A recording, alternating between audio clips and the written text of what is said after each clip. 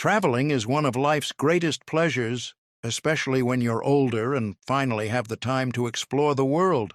But as someone in their 70s who's been around the block, I've come to understand that travel at this age isn't without its challenges.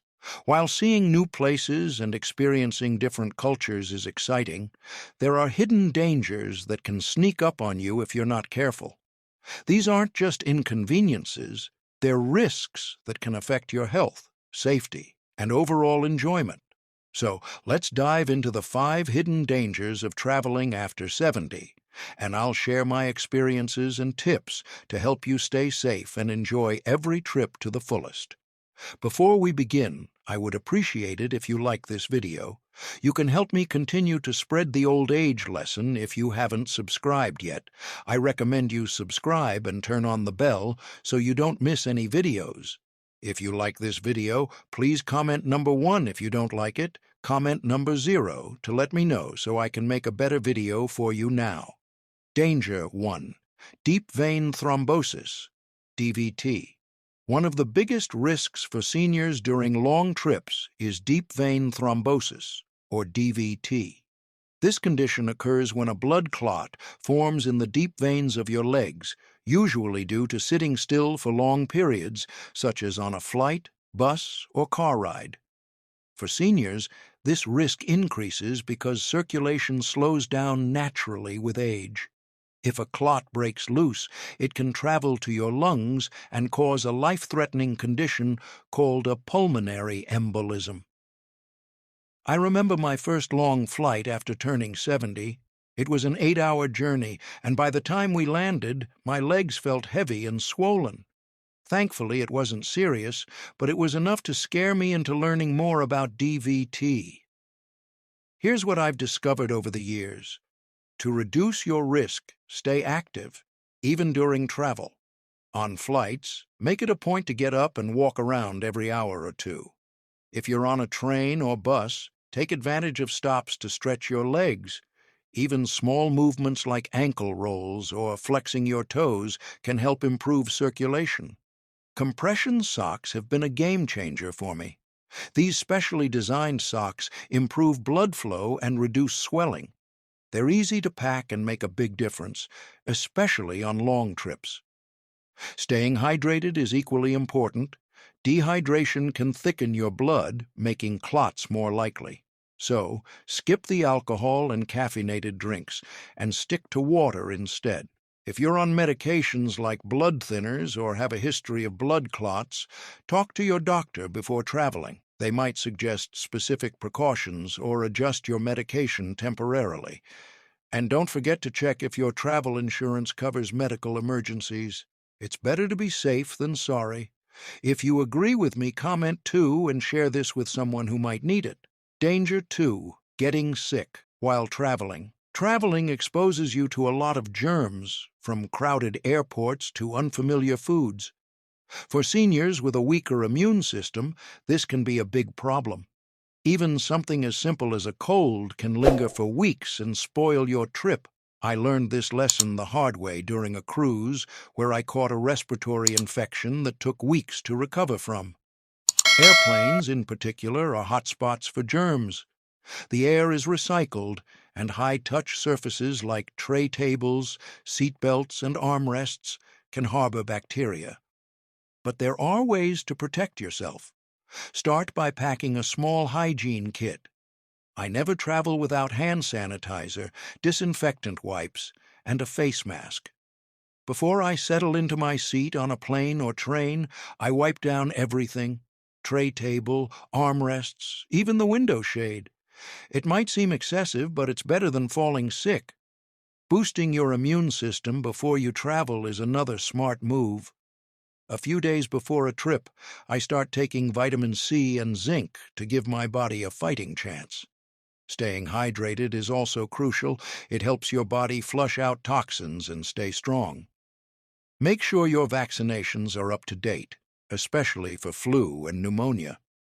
If you're traveling to a destination with specific health risks, like tropical areas, consult your doctor about additional vaccines or medications. Jet lag is another challenge. As we age, our bodies find it harder to adapt to time zone changes. Jet lag can disrupt sleep patterns, leaving you feeling exhausted and irritable. To combat this, I've found it helpful to adjust my schedule a few days before traveling, going to bed and waking up closer to the time zone of my destination. Exposure to natural light upon arrival also helps reset your internal clock. For seniors with chronic health conditions like diabetes, heart disease, or arthritis, managing medication while traveling can be tricky. I remember a trip where I accidentally packed my medications in my checked luggage instead of my carry-on. My flight was delayed, and I didn't have access to my pills for over 12 hours.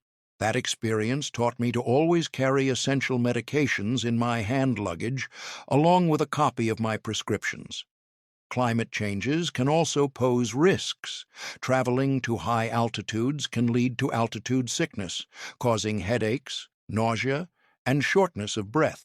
Similarly, visiting tropical regions with high humidity can aggravate conditions like asthma or heat exhaustion. Researching the weather and environment of your destination beforehand and packing appropriate clothing can go a long way in minimizing discomfort. And don't forget to pack basic medications in your carry-on, including pain relievers, antihistamines, and anything else you might need. While traveling, you may not always have immediate access to your regular doctor or pharmacy. I always make sure to research local hospitals, clinics, and pharmacies in advance. Carrying travel insurance with medical coverage is non-negotiable for me. It saved me from expensive medical bills on more than one occasion. Danger 3. Mental and physical exhaustion. Traveling can be exhausting at any age, but for seniors it's even more challenging. Long lines at airports, heavy luggage, and navigating new environments can quickly drain your energy. Cognitive fatigue is another concern. It's easy to get overwhelmed and forget important details like hotel addresses or flight times. To make things easier, I've learned to simplify everything. I always carry a small notebook with all my travel details written down, flight numbers, hotel addresses, emergency contacts, and even directions. While smartphones are great, having a physical backup is reassuring, especially if your battery dies or you lose internet access. Traveling at a relaxed pace also helps. I avoid tight connections and red-eye flights, which can be physically and mentally draining. If possible, I break up long trips with layovers or stopovers to rest and recharge. Packing light is another lifesaver. Overpacking can lead to heavy luggage, which is a nightmare to carry around. I stick to essentials and use packing cubes to stay organized. And if I'm feeling tired, I don't hesitate to take a break. A short nap or some quiet time can make a world of difference. Traveling can also trigger homesickness or feelings of isolation, particularly if you're far from your loved ones or traveling alone. As much as I love seeing new places, there have been moments when I've missed the comfort of my home, my regular routines, and familiar faces. To counter this, I make it a point to stay connected. Modern technology makes it easier than ever. Video calls, photo sharing, and messaging apps help me feel close to my family, even when I'm miles away. Additionally, language barriers can sometimes lead to frustration or feelings of helplessness. Even in countries where English is widely spoken, accents or regional differences can make communication tricky. I've learned to carry a small notebook with essential phrases written down in the local language. Apps like Google Translate are also lifesavers, but more importantly, I remind myself to stay patient and kind to others and to myself. Have you ever experienced mental or emotional fatigue while traveling? What are your best tips for managing it? Share your thoughts and stories in the comments below. Don't forget to subscribe to the channel for more advice on making your travels stress-free and enjoyable. If you're already a subscriber, comment 3 to let me know you're here. Danger 4. Mobility, challenges, and accessibility issues. As we age, mobility naturally declines, and this can make traveling more challenging. Climbing stairs at historical sites, walking long distances in airports, or even getting in and out of vehicles can be physically demanding.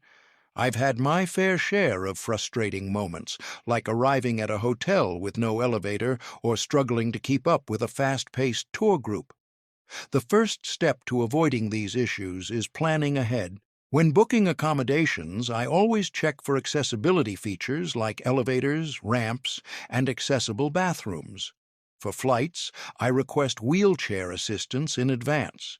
It's a free service, and it makes navigating the airport much easier. Investing in the right gear can also make a big difference.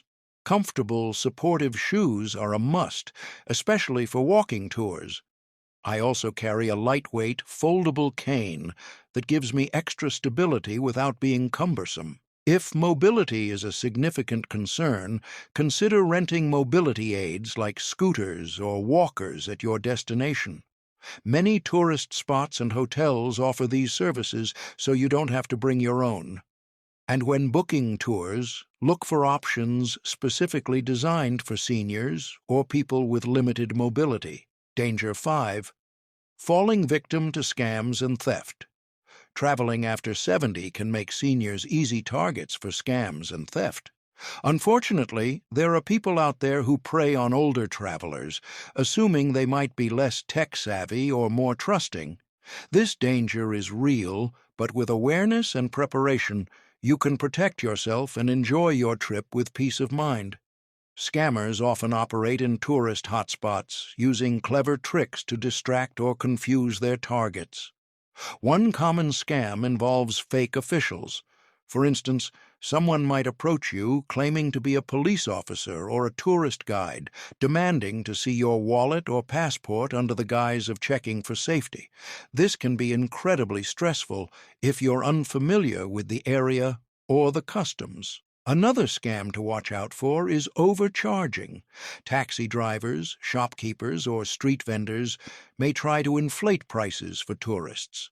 A senior couple I know went to a market in Paris and ended up paying triple the price for a souvenir because they didn't know the local currency well. It's important to do your research beforehand to know what things should cost in your destination. Pickpockets are another common concern. Older adults are often seen as easy targets because they might carry their belongings in visible or unsecured bags. Busy areas like train stations, buses, or crowded streets are prime locations for theft.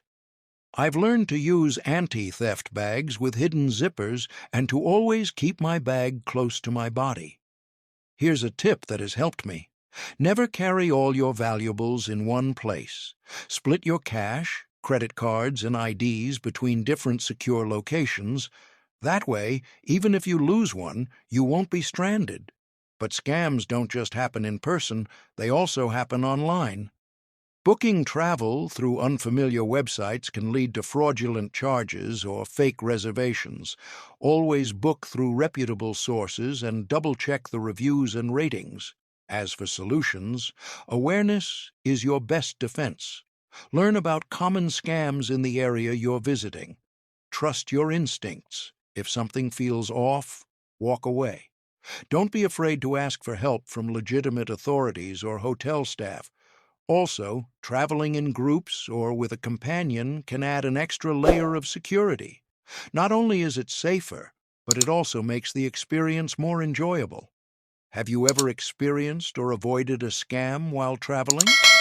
Share your stories in the comments below, and if you've found this advice useful, consider subscribing to this channel if you haven't for more tips on traveling smart and staying safe. Traveling after 70 is an incredible experience, but it comes with its own set of challenges. By being aware of these hidden dangers and taking proactive steps, you can make your trips safer, more enjoyable, and stress-free. Remember, the key is preparation and staying informed. Now, I'd love to hear from you. Have you faced any of these challenges while traveling? What are your best tips for staying safe and healthy on the road? Share your experiences in the comments. I'd love to learn from you. And if you found this guide helpful, please like and share it with someone who might benefit. Safe travels, and here's to many more adventures ahead.